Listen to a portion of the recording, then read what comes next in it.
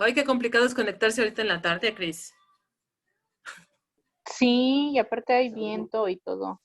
Sí, yo creo que todo eso afecta, ¿verdad? También a la Ujú. conectividad. ¿Cómo? Es muy complicado conectarse ahorita, no sé por qué. Perdón, es que no oigo. ¿Cómo? Que está complicado conectarse ahorita, estás como que hay mucho tráfico de usuarios. La red está muy inestable. Y Cari, sí. No, sí, ¿eh?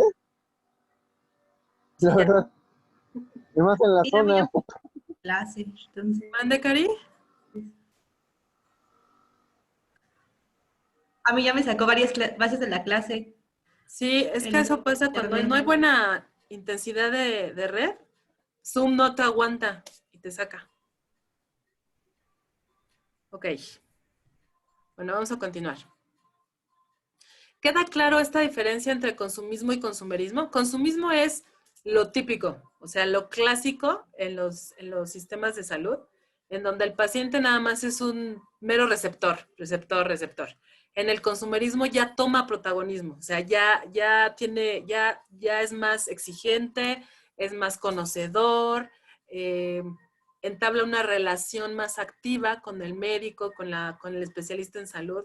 Entonces, yo creo que aquí no sé hasta dónde ustedes están, en qué campo, y tendríamos que evaluar más bien a cada paciente, ¿no? Porque hay pacientes que son plenamente consumistas y hay otros que son más consumeristas, ¿no? ¿A ustedes cuáles les gusta más? ¿Los consumistas o los consumeristas? Los consumeristas. De Los entrada, consumeristas. lo ideal sería que se congeniaran con los consumeristas, porque eso habla de que la calidad de su servicio es justo lo que quiere el cliente, ¿sí saben? Porque ya se vuelve más, ¿cómo decirlos? Estamos haciendo más embone con las necesidades de lo que establece el cliente. Pero si nada más es paciente, o sea, es un consumista de su servicio, no es que lo que ustedes hacen por él sea malo, sino que no está tan todo claro si realmente está haciendo lo que necesita o únicamente depende de ustedes el que la relación de servicios sea efectiva. ¿Sí me explico? Entonces, yo creo que aquí valdría la pena que ustedes generaran relaciones de consumerismo con sus pacientes, justamente también para responsabilizarlos, ¿no? Porque es muy cómodo que el médico o que el especialista en salud siempre tenga la última palabra, o sea, y por eso hay tantas demandas y muchas inconformidades, pero porque tampoco toman parte los pacientes de su salud, ¿no? Entonces, yo creo que aquí, ¿cómo van a hacer para que sus pacientes pasen de ser consumistas a ser consumeristas? Pues bueno, hay muchas estrategias de información, cambiar catálogos, cambiar formas de hablar o tener la consulta con ellos en el momento que se presente la situación, etcétera. ¿Sí me explicó? O sea, son cuestiones ahí que ustedes tendrían que ajustar. ¿Sí?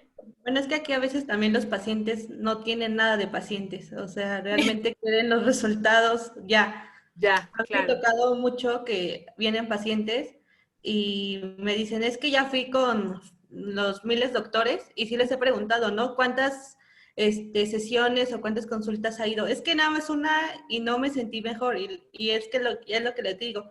El problema no son mis colegas o los profesionales de la salud, sino ustedes mismos como pacientes que realmente no toman el compromiso de su salud y quieren los cambios muy rápidos, ¿no? Entonces, realmente no es la culpa de nosotros, sino también de ellos que ya quieren ya la efectividad, pero al mil por hora, ¿no? Entonces, les digo, tampoco somos magos para Sí, crearles claro. el efecto y ya. Sí, fíjese, Cari, que justo ese comentario de no somos brujos, magos, no hacemos maravillas, lo he escuchado en varios doctores y, bueno, especialistas en la salud, independientemente si son médicos o lo que sea, porque sí, yo creo que es un sentimiento que se generaliza en la mayoría de los pacientes. Y no solamente de Toluca, de Ciudad de México, sino en general, ¿no? Yo creo que de pacientes, como bien dice, no tienen nada. Bueno, ¿qué van a hacer para incrementar esa paciencia ustedes? ¿Qué podrían hacer? Pues, por ejemplo, yo desde que vienen aquí a consulta, bueno, Ujú. la primera parte que usted comentaba, ¿no? Que muchas veces ya van con uno, con otro y nosotros, ¿qué hacemos, no? Que ya lo atendieron mal o algo. A mí, por ejemplo, a veces me dicen ya el último, es que ya había ido con este doctor o ha ido con otro quiropráctico o algo así, pero es diferente el trato, ¿no? O usted explica mejor, o estos estudios a mí no me los habían hecho. Entonces, lejos, como dice usted, de nosotros decir, es que yo hago esto, o decir yo, ellos mismos se van dando cuenta, ¿no? Pero de la forma de que uno va trabajando. Entonces, aquí sí es como puntualizar mucho la educación hacia el paciente, el Sí, explicarle desde el inicio de qué exacto. se trata, la seriedad de su problema y cuánto tiempo realmente nos puede llevar a hacer un cambio. Yo, por ejemplo, a veces sí hago como analogías en ortodoncia, que cuánto Ujú. tiempo tarda en los brackets que genera un cambio a nivel de la estructura de los dientes, ¿no? Entonces, no digo, por el hecho de ir por la primera sesión o la primera consulta, el hecho de ya tener los brackets, ya va a cambiar todo, ¿no? Realmente es un proceso. Y le digo, lo mismo pasa aquí, ¿no? A nivel de quiropráctica. Para realmente generar un Sí, cambio, tenemos que ir continuos, consultas continuas y después ya ya me vamos a ver. salí yo Así tantito. como de Para la que, nada, pues no vamos a generar un cambio al bueno, 100%. se va a quedar. ¿Crees? Sí, ¿verdad? Sí, es mucho de la educación al paciente, como bien dice Cari, y la comunicación. Y es que miren, Sí, en sí, la ahorita se forma de estaba pedir retirando el doctor. está la. Ali me dijo sola. Entonces, bueno, pero de las dos partes, porque luego hay médicos muy groseros, ¿no? O enfermeras muy groseras, y también hay pacientes muy groseros, yo lo sé. Entonces, digo, yo lo vivo con mis alumnos, ¿no?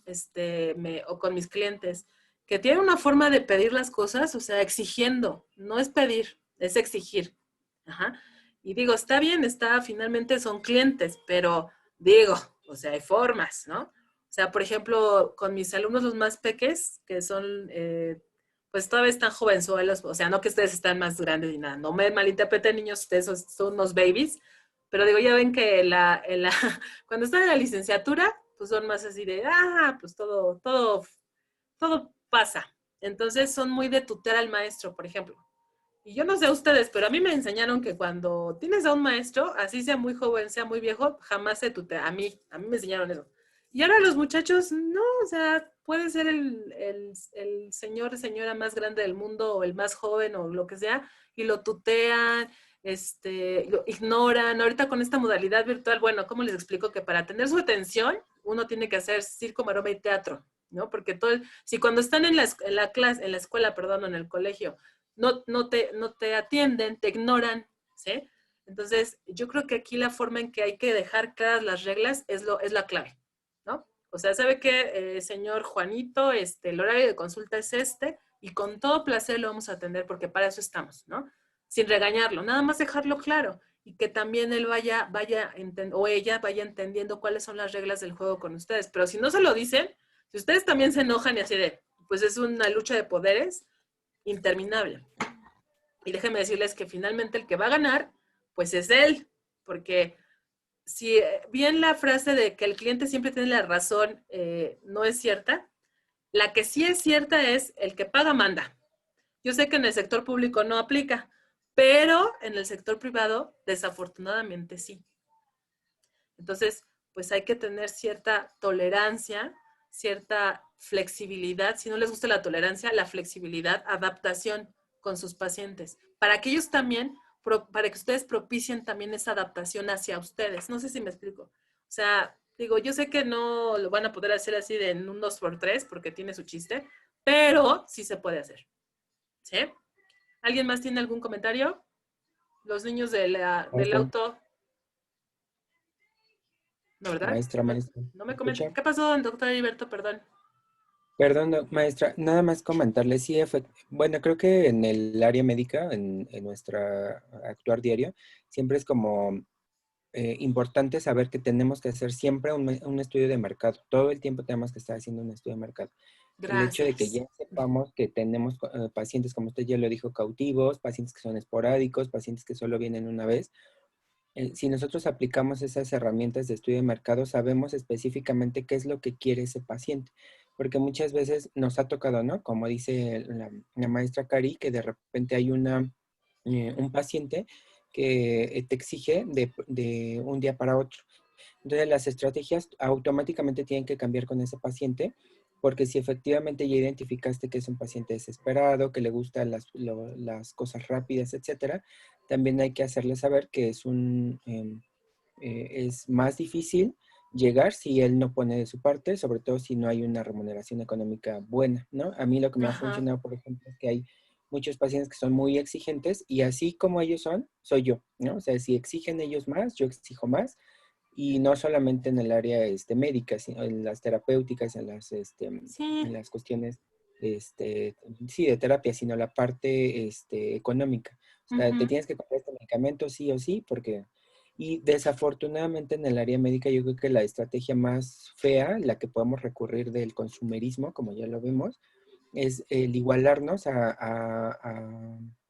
pues al común de todos, ¿no? Por ejemplo, muchas veces nos quejamos de ¿por qué nuestros pacientes consumen Moringa o Herbalife o estas cosas, ¿no? Pues precisamente porque ellos hicieron un estudio de mercado y saben perfectamente que los pacientes, si tú les prometes una sola toma te vas a curar, el paciente lo hace, ¿no? Entonces, yo creo que esa parte del consumerismo sí tendríamos que tenerla todo el tiempo, nosotros vigente, pero como personales de la salud tendríamos nosotros que ser flexibles para aplicar un consumismo, saber con quién aplicar un consumismo y saber con quién aplicar un consumerismo, que sea un ganar-ganar para ellos y ganar-ganar para nosotros. Claro, qué bueno que lo menciona, doctor, porque sí sería, sí, y sí yo creo que es la mejor opción, porque va a haber pacientes que no les va a encantar ser consumeristas, ¿eh? Ellos prefieren seguir siendo pacientes, seguir siendo apapachados, que decidan por ellos, etcétera, ¿no?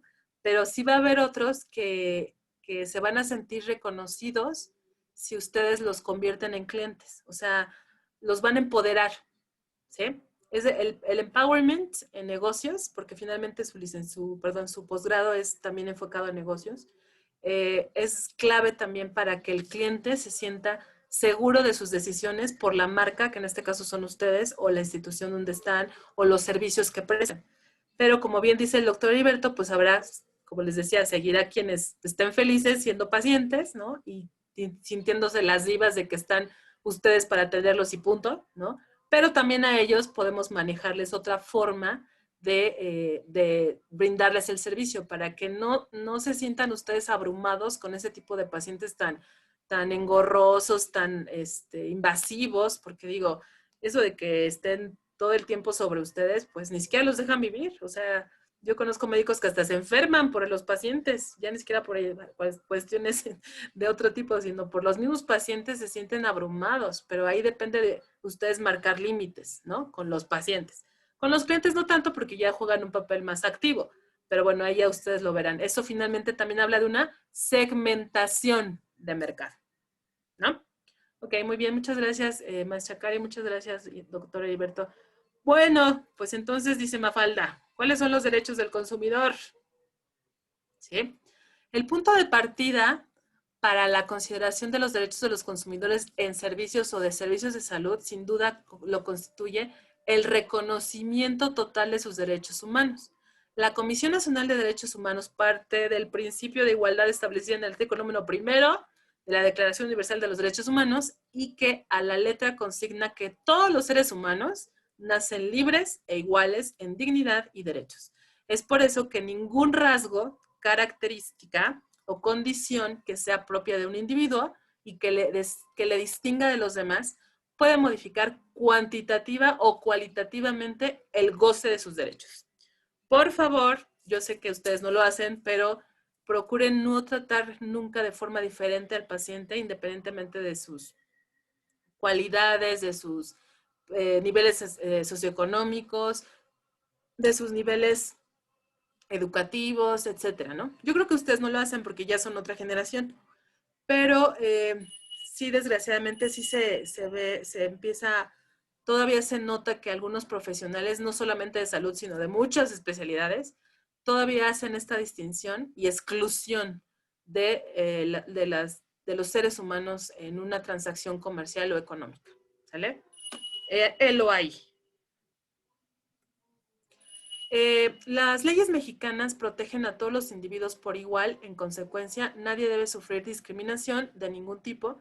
El artículo 4 constitucional garantiza el derecho de la protección a la salud, por lo que en la prestación de los servicios de salud no debe existir discriminación entre los demandantes de atención, sean estos enfermos de enfermedades infectocontagiosas, por ejemplo el SIDA, o pertenecientes a minorías étnicas, religiosas, etc. Esta es la Carta General de los Derechos Generales de los Pacientes, valga la generalidad del término. El primer derecho, híjole, a ver si lo alcanzan a leer, dice, el paciente tiene derecho a que la atención médica se le otorgue por personal preparado de acuerdo a las necesidades de su estado de salud y a las circunstancias en que se brinda la atención, así como a ser informado cuando requiera referencia a otro médico. ¿Sí? Los fundamentos es la Ley General de Salud, artículos 51-89 y bla, bla, bla. Eso ya si quieren lo pueden checar después. El derecho número 2 es el recibir trato digno y respetuoso. ¿Sí? El paciente tiene derecho a que el médico y la enfermera y el personal que le brinden atención médica se identifiquen y le otorguen un trato digno con respeto a sus convicciones personales y morales, principalmente las relacionadas con sus condiciones socioculturales de género, de pudor y a su intimidad, cualquiera que sea el padecimiento que presente, y se haga extensivo a los familiares o acompañantes. Derecho número 3, recibir información suficiente, clara, oportuna y veraz, que es más o menos lo que les explicaba al principio, de ser éticos en la información y reales, confiables en lo que le están brindando al paciente de información, ¿no? Decidir libremente sobre su atención. El paciente, o en su caso el responsable, tiene derecho a decidir con libertad, de manera personal y sin ninguna forma de presión, aceptar o rechazar cada procedimiento diagnóstico o terapéutico ofrecido, así como el uso de medidas extraordinarias de supervivencia en pacientes terminales. Ajá. O sea, ellos, de hecho, a ver, sácame de una duda. ¿Sí existe el derecho a la eutanasia o no? Sí, sí existe. Y está ¿Sí? legislado. Ujú. Ok, entonces, ¿por qué no? Hay todavía doctores que no comparten, o por ejemplo, vamos a quitar ese tema de la mesa, porque a lo mejor es un poco sensible. Pero, por ejemplo, sí he escuchado, sobre todo, bueno, mujeres principalmente, que se quieren operar ya que tienen muchos hijos o ya no quieren tener hijos y el médico no las opera. O sea, nada más ¿cómo se dice? Se me fue el nombre. Niños, ayúdenme, por favor, doctores. Sensibiliza, marea. Ajá. Bueno, el punto es que no hacen una operación definitiva. O sea, pueden seguir teniendo hijos. Y lo peor de todo es que no les dicen. O sea, ellas se quedan con la idea de que sí están operadas y ¡toing! 9 meses y sorpresa, ¿no? Entonces, este tipo de situaciones, por supuesto, están todavía prevalecientes. Yo, por ejemplo, eso lo escuché no hace mucho en una clase de esta materia. Todavía estábamos en presencial y una de las alumnas me lo dijo. O sea, a ella le pasó. Entonces, quiere decir que todavía existe este tipo de faltas por parte del profesional médico, ¿no? ¿Qué onda con, bueno, yo sé que ustedes no, pero ¿cómo podrían ustedes intervenir para que no se siguieran generando este tipo de situaciones? Y por último, otorgar o no su consentimiento válidamente informado. El paciente, o en su caso el responsable, en los supuestos que así lo señale la normativa, tiene derecho a expresar su consentimiento siempre por escrito cuando acepte sujetarse con fines de diagnóstico o terapéuticos a procedimientos que impliquen un riesgo, para lo cual deberá ser informado en forma amplia y completa en qué consisten, de los beneficios que se esperan, así como de las complicaciones o eventos negativos que pudieran presentarse a consecuencia del acto médico.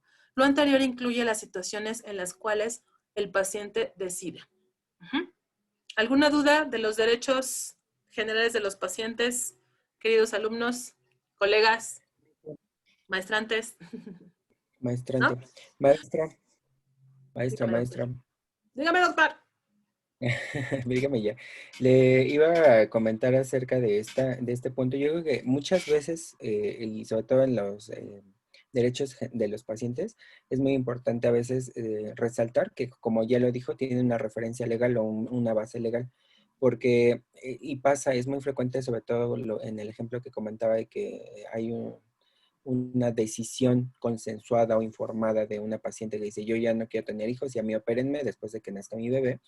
Pero justo viene la parte de, ok, fírmame el consentimiento informado, y como están en el proceso del parto, el dolor, etcétera, etcétera, el consentimiento se lo pasan al familiar más cercano, que normalmente es el esposo, y el esposo dice, no, o sea, no quiero No. que operen, porque pues, y entonces no firma. Mientras no haya firma en un consentimiento informado, los médicos no podemos hacer el procedimiento porque incurriríamos en una falta a la base legal. Es muy frecuente esto, sobre todo, no solamente en los métodos de planificación, sino sobre todo en, por ejemplo, en la eutanasia, que ya lo comentó, en las medidas que se toman para alargar el proceso de la muerte. Muchas veces el paciente, y si tú se lo preguntas al paciente, te dice, yo ya no quiero que me hagan nada, no me intuben, no me nada, no me metan nada.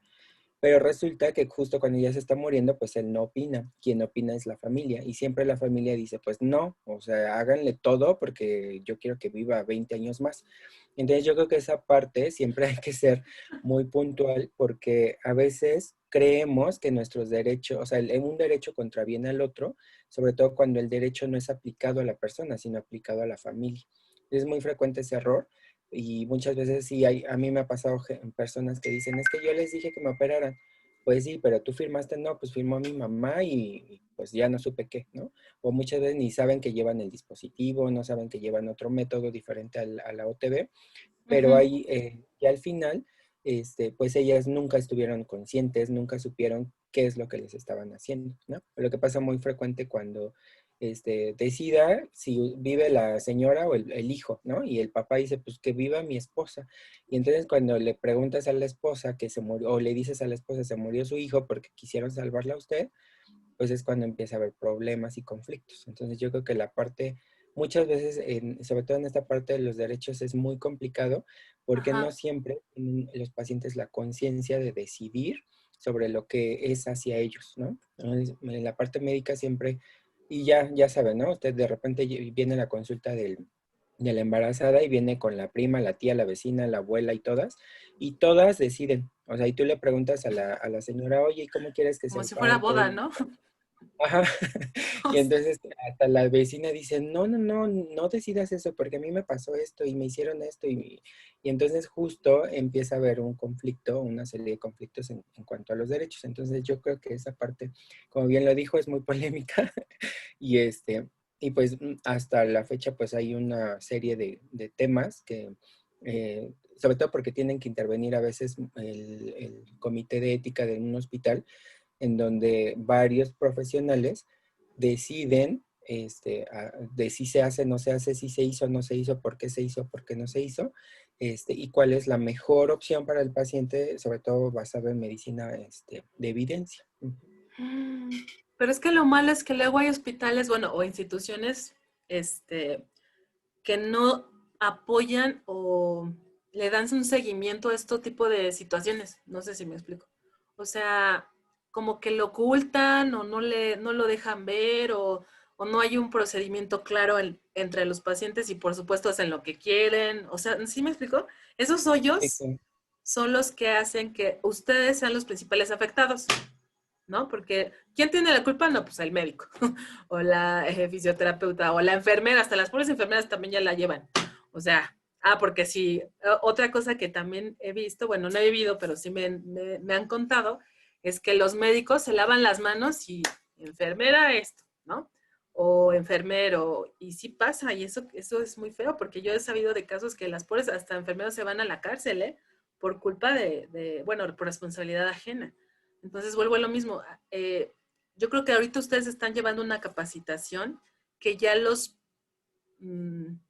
potencializa o los forma, les genera una capacidad de poder intervenir en algunos procesos más administrativos que le den protección a su labor respectiva en el área de salud.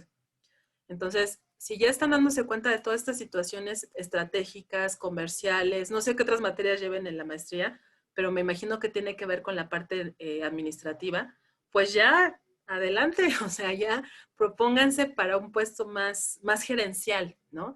En donde las más personas estén beneficiados con esta formación que ustedes están llevando en el posgrado, pero se permee en otros niveles de las instituciones donde están, ¿no? Digo, finalmente yo creo que esa es la ventaja y el objetivo de un posgrado en negocios, y sobre todo en negocios en cuanto a salud se refiere, ¿no? Entonces, no sé si hay alguna duda, chicos, porque vamos a hacer unos pequeños ejercicios antes de cerrar la sesión, como Dios manda, y que todo el mundo estemos súper contentos, felices, se les ve la cara que están verdaderamente disfrutando esta sesión. Fíjense, quiero que por favor, desde su experiencia, me den 3 ejemplos de consumismo y consumerismo, ¿sí? 2 ejemplos está bien, 2 de cada uno, 2 de consumismo y 2 de consumerismo. En su libreta, nada más para poderlos discutir rápidamente, ¿les parece a las 5:25? O si acaban antes, mucho mejor, que nos dé tiempo de compartir uno que otro ejemplo, por favor. ¿Sí? 25 o 20. 5:20. 5:25 es el límite. Si acaban antes, mejor, para que podamos compartir uno que otro ejemplo, ¿no? Porfa. Ok. Sí, porque se acaba a 5:30, ¿no? Sí, por eso, exacto. Y no quiero quedarme la otra vez con la maestra que viene. Y ya me odia. Ok. Así de, qué gusto, la de estrategias. Ok.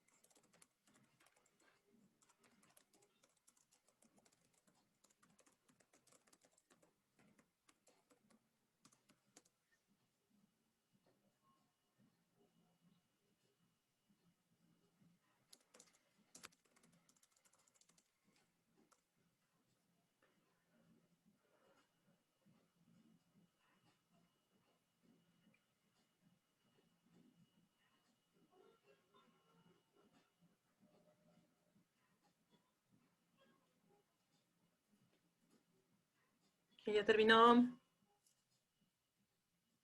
¿Ya, doctor? Muy bien, doctor, muy bien. ¿Quiere compartirnos sus ejemplos? Por favor.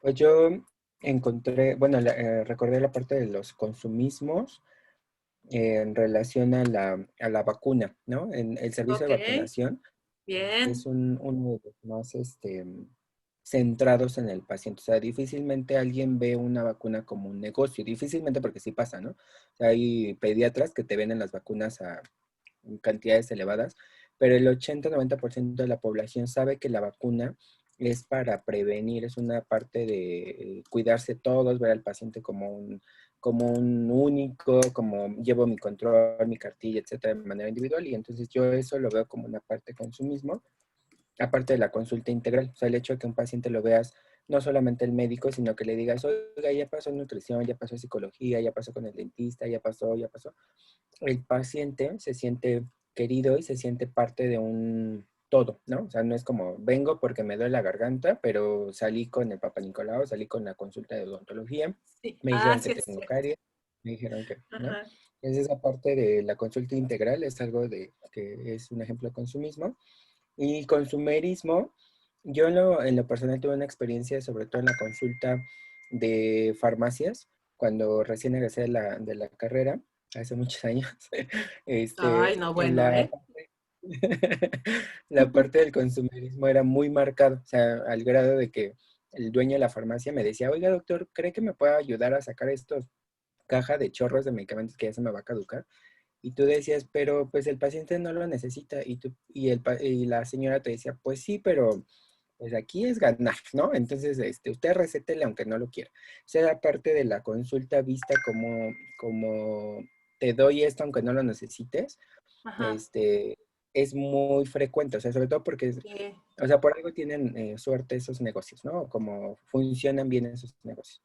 Y por algo no me gustó y me salí de ahí, ¿no? Porque pues va en contra de los principios éticos, que es lo que comentaba, Claro. raya justo en el punto en donde vas saliendo de la facultad y a ti no te enseñaron a aprovecharte de los demás de esa manera, y entonces pues esa parte, ¿no? Y Muy la bien. parte de la consulta estética, o sea, la consulta estética, la medicina estética es una parte consumerismo, o sea, si tú le dices a la paciente, ¿sabe qué? Que para verse más bonita tiene que comprar este producto, etcétera, o tiene que someterse a esto y tiene que hacerlo, la paciente con tal de que se vea bonita, digo, tipo Alejandra Guzmán, se inyectan y es parte de un consumerismo muy marcado, o sea, los pacientes muchas veces te creen y con los ojos vendados te dicen, va, hágamelo, pero con tal de que usted me diga que me va a ver como ella, ¿no? Entonces esa parte es Ay, no, qué horror. el consumerismo. Y a eso no me se... Excelente, excelente, doctor. Sí, sí es cierto eso de que hay clínicas y profesionistas que todo lo venden en paquete, ¿no? Así de, ay, le venimos ofreciendo también. O sea, ¿qué es eso? Oigan, chicos. ¿Alguien más quiere compartir sus ejemplos, muchachos, antes de partir? Como diría la película. ¿Lilia Alejo? Maestra, entonces Dígame. creo que entonces no me está quedando muy claro. Comprendí yo que el consumismo es cuando el paciente solo recibe y prácticamente no es un paciente muy activo, sino Así es es, pasivo. así Entonces, es. y el consumerismo es en donde el paciente ya es un poquito más activo. No sé si esté bien. Yo A ver, había puesto que en este caso, por ejemplo, los paquetes que usted mencionaba, ¿no? Que un paquete para la mujer, por ejemplo, que se promociona, que su mastografía, que su papá Nicolau y que un ultrasonido ginecológico. Entonces, prácticamente, pues va toda la gente sin necesidad de que tenga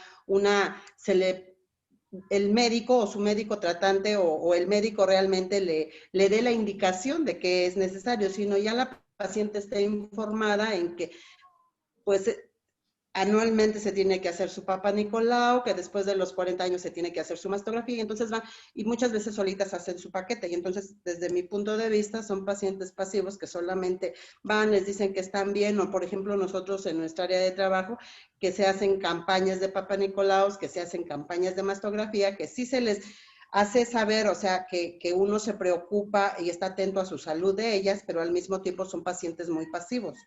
Y, por ejemplo, yo había puesto como consumerismo, que sería en este caso los pacientes crónico-degenerativos, que de alguna manera ya tienen conocimiento del medicamento que toman, que les hace bien, que les hace daño, que saliendo de ahí los pasan a la consulta de nutrición, que los mandan al grupo de pausa para la salud.